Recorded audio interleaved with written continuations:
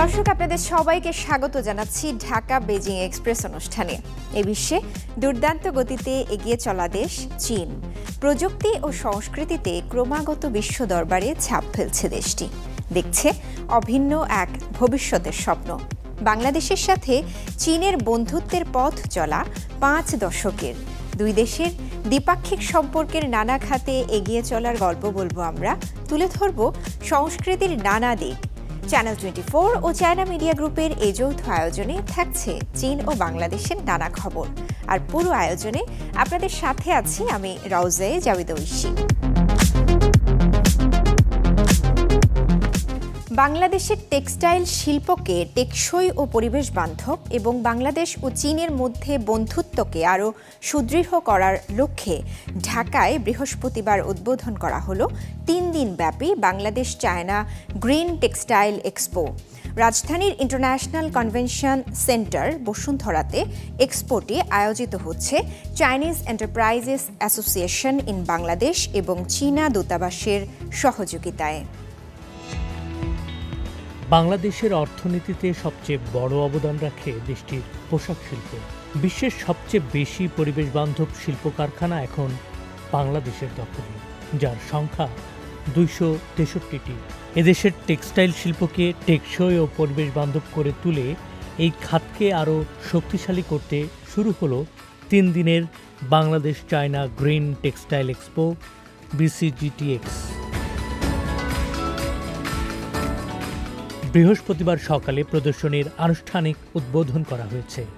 ফিতা কেটে উদ্বোধন করেন ঢাকাস্থ চীনা রাষ্ট্রদূত Yao Wen. Bangladesh textile mill corporation BTMC chairman brigadier general SM Zahid Hasan, Bangladesh China chamber of commerce and industry BCCCI এর প্রেসিডেন্ট মোহাম্মদ খোরশেদ আলম, BGME এর vice president finance Mizanur Rahman এবং জিয়ান্নান ইউনিভার্সিটির college of textile science and ইঞ্জিনিয়ারিংয়ের অধ্যাপক ফু জিয়া এখানে পরিবেশ বান্ধব এবং টেকসই উপায়ে পোশাক উৎপাদন, পণ্য প্রদর্শনী, উন্নত ফেব্রিক্স প্রযুক্তি, সেমিনার, বিনিয়োগ এবং উচ্চ পর্যায়ের নেটওয়ার্কিং ইভেন্টও থাকছে। বাংলাদেশ চীন দুদেশ মিলে এই শিল্পের ভবিষ্যৎ পুনর্গঠনের পরিকল্পনা প্রস্তাব করেছে এখানে। এই প্রদর্শনীর মাধ্যমে চীনের টেক্সটাইল খাতের অর্জনের অগ্রগতিকে তুলে ধরা হয়েছে। পোশাক শিল্পের ভবিষ্যৎ পথ খুঁজতে দুই দেশের বিশেষজ্ঞ ও ব্যবসায়ীদের একত্রিত করা হয়েছে। পরিবেশ বান্ধব শিল্পে রূপান্তরে বাংলাদেশকে সব ধরনের সহযোগিতা করতে প্রস্তুত চীন। অনুষ্ঠানে আগত অন্যান্য অতিথিরা চীনকে বাংলাদেশের বিশ্বস্ত বন্ধু উল্লেখ করে এই ধরনের উদ্যোগের জন্য চীনকে বিশেষ ধন্যবাদ জানান। এরপর আগত অতিথিরা প্রদর্শনীতে স্থান পাওয়া উদ্ভাবনী পণ্য, যন্ত্রপাতি এবং স্টল ঘুরে দেখেন। পরে প্রদর্শনীটি সবার জন্য উন্মুক্ত করে দেয়া হয়, যা চলবে আগামী শনিবার পর্যন্ত। ক্যান্সার চিকিৎসায় প্রাচীন চীনা চিকিৎসা পদ্ধতির ভূমিকা এবং আধুনিক চিকিৎসা পদ্ধতির সম্ভাব্য সমন্বয় এর উপরে ঢাকায় একটি সেমিনার অনুষ্ঠিত হয়েছে। এতে সাংহাই ট্র্যাডিশনাল চাইনিজ মেডিসিনের চিকিৎসক বিশেষজ্ঞ যারা আছেন তারা উপস্থিত ছিলেন। তারা বলেছেন বাংলাদেশের চিকিৎসা খাতে TCM বা চাইনিজ ট্র্যাডিশনাল মেডিসিন ভূমিকা রাখতে পারে এবং তাদের এই ধরনের চিকিৎসার প্রয়োগ বাংলাদেশের চিকিৎসা খাতকে আরও সমৃদ্ধ করতে পারে। ঢাকায় ক্যান্সার ও চিকিৎসা কার্যক্রমে ঐতিহ্যবাহী চীনা চিকিৎসা পদ্ধতি শীর্ষক একটি সেমিনার অনুষ্ঠিত হয়েছে। গেল রোববার বাংলাদেশ মেডিকেল বিশ্ববিদ্যালয়ের institute of nuclear medicine and allied sciences নিনমাস এর অডিটোরিয়ামে অনুষ্ঠিত হয় সেমিনারটি।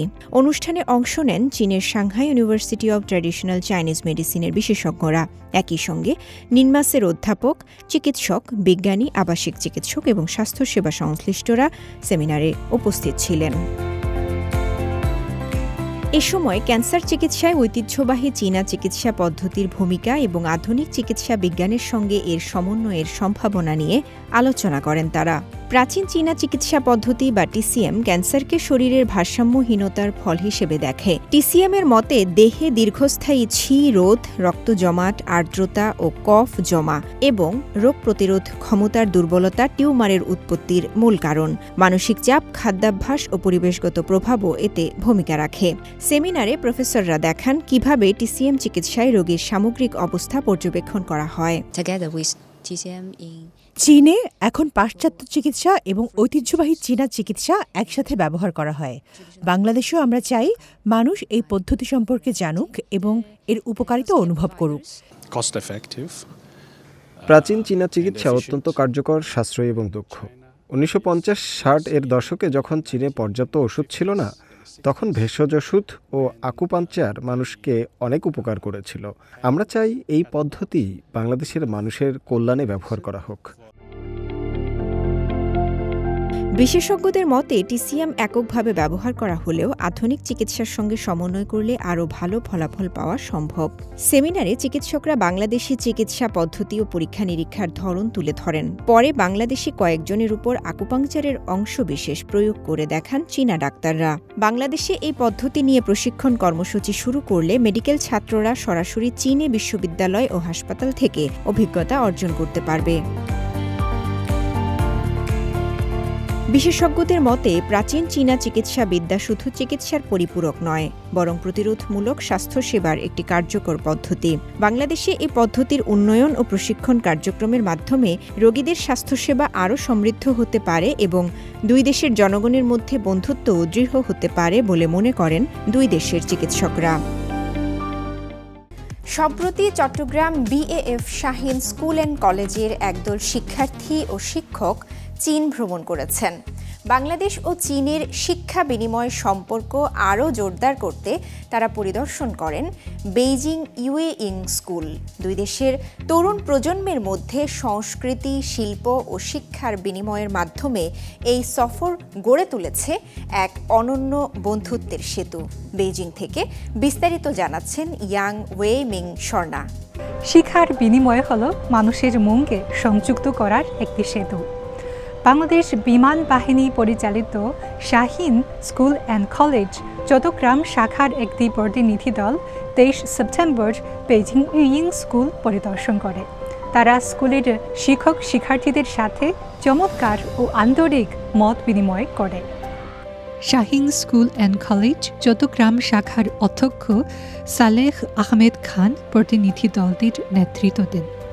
ইউইং স্কুল বেইজিংয়ের একটি প্রথিতযশা প্রতিষ্ঠান, যার 70 বছরেরও বেশি সময়ের ইতিহাস রয়েছে এবং যেটি অত্যাধুনিক শিক্ষা ও ব্যবস্থাপনা ধারণায় সমৃদ্ধ। স্বাগত অনুষ্ঠানে ইউইং স্কুলের জুনিয়র মিডল বিভাগের শিক্ষার্থী চাং সু ইয়ান বেইজিং অপেরা নৃত্য হং ইউ দানসিন পরিবেশন করেন। বাংলাদেশি শিক্ষক শিক্ষার্থীরাও দৃষ্টিনন্দন নৃত্য ও সমবেত কণ্ঠে গান উপস্থাপন করেন। তাদের নাচে ঐতিহ্যবাহী সৌন্দর্য আছে এবং আধুনিকতার সাথে মিলিয়ে উদ্ভাবনী শৈলী দেখানো হয়েছে। তারা নানা ধরনের বাদ্যযন্ত্র ব্যবহার করে সঙ্গীত ও নৃত্যের নিপুণ সমন্বয় ঘটিয়েছে। ভালো লেগেছে চাইনিজ স্টুডেন্টদের সাথে, সে শিক্ষকদের কাছ থেকে সে শিখা এই সবগুলো নিয়ে নিজের হাতে করা, আবার একদম মনে হচ্ছে আমি বাংলাদেশে বসে এগুলো সব করছি। একদম মনে হচ্ছে আপন মানুষের সাথে একদম সেকেন্ডের মধ্যে সবাই বন্ধু হয়ে গেল। অনেক অনেক ভালো লাগছে। বাংলাদেশি শিক্ষক শিক্ষার্থীরা ইউইং স্কুলের ক্যাম্পাস পরিদর্শন করেন। ইউইং স্কুলকে বেইজিংয়ের সবচেয়ে সুন্দর ক্যাম্পাস হিসেবে আখ্যায়িত করা হয়। ক্যাম্পাসে রয়েছে 5টি বাগান ও 7টি চত্বর। এছাড়াও ক্যাম্পাসে রয়েছে স্কুল ফার্ম, জীববিজ্ঞান সম্প্রসারণ ভিত্তি ও একটি ছোট্ট চিড়িয়াখানা, যা শিক্ষার্থীদের প্রকৃতির কাছাকাছি নিয়ে গিয়ে জীবনের সৌন্দর্য উপলব্ধি করতে সহায়তা করে। বইয়ে সজ্জিত করিডর ও পূর্বসূরি দার্শনিকদের উক্তি খোদাইকৃত ওয়েন দাও লু ক্যাম্পাসে একটি সমৃদ্ধ সাংস্কৃতিক পরিবেশ সৃষ্টি করেছে। আমাদের এই শহরের অন্যতম একটা জিনিস হলো যে আমরা অন্য ধরনের একটা ব্রিজ বানাতে যাচ্ছি। হ্যাঁ, সেই ব্রিজটা হবে যে বন্ধুত্বের একটা ব্রিজ। হ্যাঁ, যে ব্রিজে স্টিল থাকবে না, সেখানে থাকবে বন্ধুত্বপূর্ণ সম্পর্ক, ভালোবাসা, পরস্পরের বিনিময়, শিক্ষা হতে পারে, প্রযুক্তিগত হতে পারে, সাংস্কৃতিক বিনিময় হতে পারে। এই দিক থেকে বিবেচনায় আমাদের এই সফরটা অত্যন্ত একটা গুরুত্বপূর্ণ একটা সফর এবং আমরা খুবই আশাবাদী যে আমরা যেমন এবার ভিজিটে এসেছি, হ্যাঁ, আমরা আশা করছি যে একসময় হয়তো চীনের বাচ্চাদেরকেও আমরা বাংলাদেশে তারা গিয়ে আমাদের সংস্কৃতি, আমাদের ঐতিহ্য, আমাদের লেখাপড়ার সঙ্গে ওরা পরিচিতি লাভ করবে, তখন আমাদের এই সম্পর্কটা আরও দৃঢ় হবে এবং এই ব্যাপারে আমি খুবই আশাবাদী। আজকের এই বিনিময়ের ফলাফল খুবই চমৎকার হয়েছে। আমাদের শিক্ষার্থীরা আমাদের ঐতিহ্যবাহী সংস্কৃতি বেইজিং অপেরা বাংলাদেশি শিক্ষক শিক্ষার্থীদের কাছে উপস্থাপন করেছে। বাংলাদেশি শিক্ষক শিক্ষার্থীরাও তাদের ঐতিহ্যবাহী সংস্কৃতি ও শিল্প আমাদের দেখিয়েছেন। আমাদের মধ্যে একটি আরও গভীর সমন্বিত বিনিময়ের প্রক্রিয়া হয়েছে। আগামী দিনগুলোতে আমরা দু দেশের শিক্ষক শিক্ষার্থীদের বাস্তব প্রয়োজন অনুযায়ী আমাদের সংস্কৃতি, প্রযুক্তি, স্কুলের বৈশিষ্ট্য নিয়ে বাংলাদেশের শাহীন স্কুল অ্যান্ড কলেজের সাথে আরও যোগাযোগ করব এবং তাদের উৎকর্ষের দিকগুলো আমাদের শিক্ষক শিক্ষার্থীদের জানার ও শেখার সুযোগ করে দেব। পারস্পরিক বিনিময় ও পরিদর্শনে এবারের সফর কেবল সাংস্কৃতিক বিনিময় নয়, হৃদয়ের মধ্যে সংলাপও পড়ে, যা নিঃসন্দেহে দুই দেশের মধ্যে শিক্ষাক্ষেত্রে ভবিষ্যৎ সহযোগিতার জন্য একটি নতুন অধ্যায় সূচনা দেবে। চীনের কোলাহলপূর্ণ নগর জীবন থেকে মাত্র ২০ কিলোমিটার দূরে অবস্থিত লিয়াংচৌ উপশহর এখন প্রযুক্তির কারখানা। আর এখানকার বাসিন্দাদের বলা হচ্ছে টেক ভিলেজার।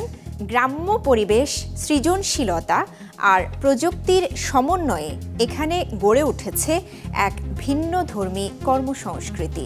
এখানে কৃত্রিম বুদ্ধিমত্তার ব্যবহার হাতছানি দিচ্ছে নতুন সম্ভাবনার। টেক ভিলেজার শব্দটি শুনে নিশ্চয়ই ভাবছেন গ্রামীণ জীবনের সাথে প্রযুক্তির কি সম্পর্ক। হ্যাঁ, আজ এমনই এক গ্রামের কথা বলবো যেখানে শান্ত গ্রামীণ পরিবেশ, সৃজনশীল ভাবনার সুযোগ আর প্রযুক্তির সমন্বয়ে গড়ে উঠেছে এক ভিন্নধর্মী কর্মসংস্কৃতি। চীনের চেচিয়াং প্রদেশের হাংচৌ শহরের লিয়াংচৌ উপশহর, যেখানকার বাসিন্দারা নিজেদের দাবি করেন টেক ভিলেজার বলে। সফটওয়্যার ডেভেলপমেন্ট, ভিডিও গেম তৈরি, ওয়েব টুল রক্ষণাবেক্ষণ কিংবা পেশাদার প্রোগ্রামার না হয়েও কৃত্রিম বুদ্ধিমত্তার সাহায্যে নতুন প্রোগ্রাম বা অ্যাপ তৈরি সবই করছেন লিয়াংচৌবাসীরা। কেউ বড় প্রকল্পে হাত দিচ্ছেন, কেউ আবার ছোট দল নিয়ে কাজ করছেন নিজের গতিতে। নগর জীবনের কোলাহল থেকে মাত্র ২০ কিলোমিটার দূরে সবুজে ঘেরা এই অঞ্চল এখন তরুণ প্রযুক্তি উদ্যোক্তা ও সফটওয়্যার ডেভেলপারদের কাছে সৃজনশীলতার আশ্রয়স্থল। এখানকার অন্যান্য তরুণ পেশাজীবীদের মতো স্বাধীন সফটওয়্যার ডেভেলপার ডেভিড সেন লিয়াংচুতে গত ২ বছর ধরে একা কাজ করছেন। আগে ইন্টারনেট কোম্পানিতে তিনি ছিলেন কাজ পাগল লোক। একের পর এক মিটিং আর কাজের চাপে বেশ ক্লান্ত হয়ে উঠেছিলেন তিনি। তবে বর্তমানে পেশাদার প্রোগ্রামার না হয়েও কৃত্রিম বুদ্ধিমত্তার সাহায্যে তৈরি করছেন নিজস্ব সফটওয়্যার ও ভিডিও গেম।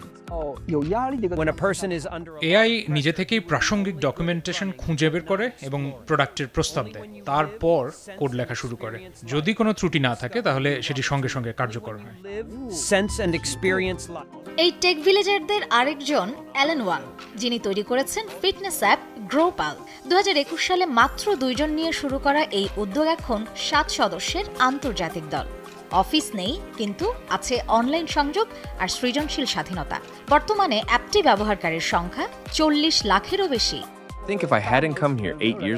প্রথম দিন থেকেই আমি একটি রিমোট ফার্স্ট কোম্পানি গড়তে চেয়েছিলাম, যেখানে সময়ের বেশিটাই যাবে সৃজনশীলতা ও জীবনের আনন্দে। আমার মনে হয় এটাই ভালো। বর্তমানে লিয়াংচৌ উপশহরটি চীনের প্রযুক্তি উদ্যোক্তাদের কাছে শুধু কাজের জায়গা নয়, এ এক নতুন জীবনধারা, যেখানে প্রকৃতি, প্রযুক্তি আর স্বাধীন চিন্তার এই মেলবন্ধনই হয়তো ভবিষ্যৎ প্রযুক্তির নতুন পথ দেখাচ্ছে। চীনের বিভিন্ন প্রদেশে চলছে শরৎকালীন ফসল তোলার ব্যস্ত সময়। প্রতিকূল আবহাওয়ার মধ্যেও প্রযুক্তির ব্যবহার ও সরকারি সহায়তায় কৃষকেরা বাম্পার ফলনের আশায় মাঠে কাজ করছেন। ভুট্টা, বাতাবি লেবু, কাঁকড়া ও মুক্তার মতো ফসল তোলায় স্থানীয় প্রশাসন দিচ্ছে সর্বাত্মক সহায়তা। চীন জুড়ে পুরো দমে চলছে শরৎকালীন ফসল তোলার মৌসুম। কিন্তু অঞ্চলে অনুকূল আবহাওয়া না থাকলেও স্থানীয় প্রশাসনের সহায়তায় কৃষকরা আরেকটি বাম্পার ফলনের আশায় মাঠে নেমেছেন। পূর্ব চীনের শান্তং প্রদেশে কৃষকদের ক্ষতি রোধে আঞ্চলিক পর্যায়ে একাধিক শস্য শুকানোর কেন্দ্র স্থাপন করা হয়েছে, যাতে টানা বৃষ্টি হলেও পচবে না ভুট্টা। ক্রমাগত বৃষ্টির প্রভাব মোকাবেলায় আমরা কৃষি বিশেষজ্ঞ ও প্রযুক্তিবিদদের মাঠে পাঠিয়েছি এবং বিভিন্ন এলাকায় কৃষি যন্ত্রপাতির ব্যবহার বাড়িয়েছি। শরৎকালে শস্য দ্রুত শুকানোর জন্য 5টি মেশিন 24 ঘন্টা চালু রয়েছে, যার দ্বারা প্রতিদিন 160 টন শস্য শুকানো সম্ভব। ছোট্ট ও জলাবদ্ধ জমিতে কৃষকদের সহায়তায় স্থানীয় প্রশাসন কমিউনিস্ট পার্টির সদস্য ও স্বেচ্ছাসেবকদের নিয়ে হাতে ভুট্টা কাটার উদ্যোগ নিয়েছে। এখন পর্যন্ত সিয়ানফেনে 37,000 হেক্টরের মধ্যে 12,000 হেক্টর ভুট্টা কাটা সম্পন্ন হয়েছে। পূর্ব চীনের চিয়াংসি প্রদেশের কৃষকরাও ব্যস্ত সময় পার করছেন পোমেলো ফল সংগ্রহে। এ ফল সংগ্রহ করে কৃষকদের আয়কে মোটামুটি সোনার চাবি হিসেবেই বিবেচনা করা হচ্ছে। আমাদের 400 হেক্টর পোমেলো বাগানে এবছর বাম্পার ফলন হয়েছে। এতে সেচ যন্ত্র আধুনিকায়ন ও বাগান সম্প্রসারণে অর্থের সমস্যা মিটেছে। মধ্য চীনের হুবেই প্রদেশের হানসুয়ান শহরে শুরু হয়েছে মিঠা পানির মিটেন কাঁকড়া সংগ্রহের মৌসুম। 21,300 হেক্টর ফার্ম থেকে কৃষকরা এই বছর 45,000 টন কাঁকড়া উৎপাদনের আশা করছেন। কাঁকড়া চাষে আর্থিক লাভ দীর্ঘমেয়াদী হওয়ায় কৃষকরা অর্থ সংকটে পড়েন। এই সমস্যা লাঘবে পোস্টাল সেভিংস ব্যাংকের স্থানীয় শাখা একটি বিশেষ আর্থিক সহায়তা টিম গঠন করেছে, যা কৃষকদের জন্য উপযোগী ঋণ ও অর্থনৈতিক সমাধান দিচ্ছে। দক্ষিণ পশ্চিম চীনের সিচুয়ান প্রদেশের খাইচিয়াং কাউন্টিতে শুরু হয়েছে মুক্তা তোলার মৌসুম। স্থানীয় 1,130 হেক্টর মুক্তা ফার্ম থেকে সংগ্রহিত মুক্তা এখন পার্ল ইন্ডাস্ট্রির পার্কে প্রক্রিয়াজাত করা হচ্ছে। এতে মাথাপিছু আয় গড়ে 10,000 ইউয়ান বা প্রায় 1400 মার্কিন ডলার। প্রায় 1 দশক আগে শুরু হওয়া মুক্তা চাষ এখন খাইচিয়াংয়ের প্রধান আয়ের উৎস হয়ে দাঁড়িয়েছে। ঢাকা বেজিং এক্সপ্রেস আজ এ পর্যন্তই। চীন ও বাংলাদেশের দ্বিপাক্ষিক সম্পর্ক এবং নানা ঘটনা প্রবাহ নিয়ে আবার দেখা হবে পরবর্তী পর্বে, একই দিনে একই সময়ে চ্যানেল 24-এ।